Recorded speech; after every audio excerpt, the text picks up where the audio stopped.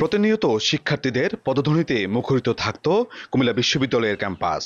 সেখানে আজ নেই কোনো শিক্ষার্থীর পদধূলি। কবে নাগাদ ক্যাম্পাসে ফিরবে শিক্ষার্থীরা সেটাও অজানা।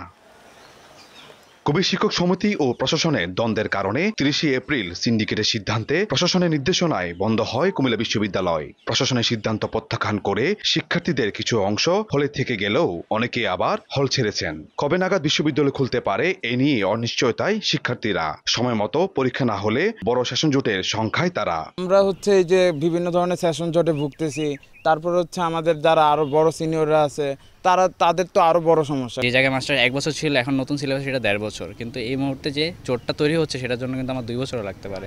এদিকে উপাচার্যের পদত্যাগের এক দফা দাবি নিয়ে অবস্থান কর্মসূচি পালন করছেন শিক্ষক সমিতি। নগদে 500 টাকা বা তার বেশি পেমেন্টে পেতে পারেন ঢাকায় জমিসহ 20 কোটি টাকার পুরস্কার।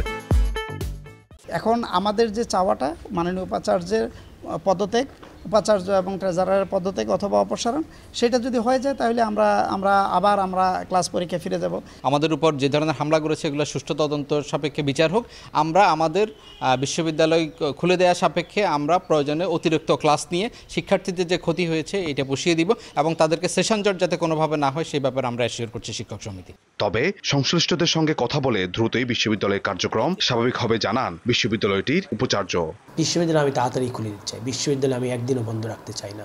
আমি চাই না যে আমার শিক্ষার্থীরা কোনোভাবেই কোনো ধরনের আমাদের যে কোনো কারণেই হোক না কেন বিশ্ববিদ্যালয় বন্ধ থাকুক এবং তারা ক্ষতিগ্রস্ত হোক। সুতরাং আমি পারলে কালকেই খুলে দিই।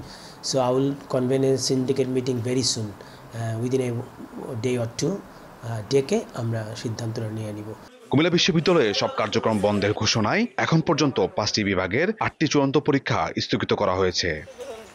ইশতিয়াক আহমেদ, সময় সংবাদ, কুমিল্লা।